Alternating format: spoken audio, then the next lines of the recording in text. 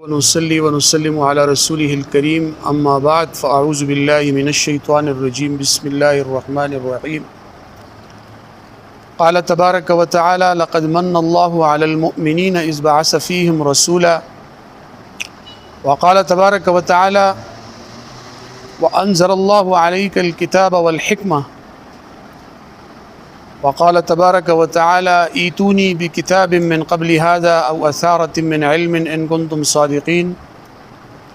وقال تبارك وتعالى أطيعوا الله وأطيعوا الرسول وقال تبارك وتعالى في مقام آخر فليحذر الذين يخالفون عن أمره أن تصيبهم فتنة أو يصيبهم عذاب أليم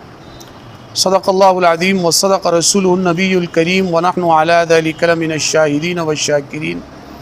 والحمد لله رب العالمين۔ انتہائی واجب الاحترام قابل الصد تکریم علماء اکرام، عزیز طلباء، ساتھیوں، دوستوں، اس وقت ہم جس دور سے گزر رہے ہیں انتہائی پرفتن دور اور فتنوں کا دور ہے۔ اس سے پہلے تو گزارا چل جاتا تھا، کسی نہ کسی طریقے سے جو ہے وہ کام چل جایا کرتا تھا، لیکن اب حالات تھوڑے سے ہمارے لیے، جیسے مولوی صاحب نے کہا کہ چیلنجز کا سامنا بھی ہے اور حالات بھی مشکل آ رہے ہیں۔ سب سے پہلی چیز جو ہے وہ یہ ہے کہ اب ہمیں مضبوط علم کی ضرورت ہے۔ مضبوط علم اگر نہ ہو، گزارے والا علم جیسے پہلے ہم چلا لیا کرتے تھے کام کہ چلو یار تھوڑا بہت یہاں سے سیکھ لیا، تھوڑا بہت وہاں سے سیکھ لیا، گزارا چل جایا کرتا، لیکن اب ایسے فتنے ہیں کہ جو دجال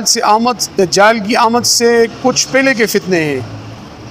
اور جیسے دجال کے فتنے سے ہر نبی نے اپنی قوم کو ڈرایا ہے اور حضور صلی اللہ علیہ وسلم نے اس سے اپنی امت کو بتایا، جیسے دجال کا فتنہ انتہائی خطرناک ہوگا، تو ظاہر ہے کہ جتنا دجال کے قرب کا زمانہ آئے گا اتنا ہی خطرناک فتنہ ہوگا۔ ہم سوچا کرتے تھے کہ دجال لوگوں کو کیسے پریشانی میں ڈال دے گا، دجال کے بارے میں اتنی احادیث، اتنی علامات، اتنا کچھ، اس کے باوجود لوگ اس پر ایمان لائیں گے، یہ ہم سوچا کرتے تھے۔ لیکن آج کے دور میں جب ہم نے دیکھا کہ چھوٹے چھوٹے دجالوں نے آ کر لوگوں کو پریشانی میں ڈالا اور اچھے خاصے اہل علم کو پریشان کیا، تو ہمیں اس بات کا علم ہو گیا کہ بڑا دجال جو ہے وہ کیا کچھ کر سکتا ہے۔ تو اس وقت جو امت کی جو کشتی ہے، جو اس وقت جو ہے وہ پانی کے اندر تیر رہی ہے اور چاروں طرف سے اس کو موجیں ہلا رہی ہیں، وہ آپ جیسے لوگوں کے ہاتھ میں، اب آپ اس کے ملاح ہیں۔ تو آپ حضرات کو ضرورت ہے کہ آپ ہر میدان کے اندر مضبوط علم حاصل کریں، خاص طور پہ جیسے حجیت حدیث ہے۔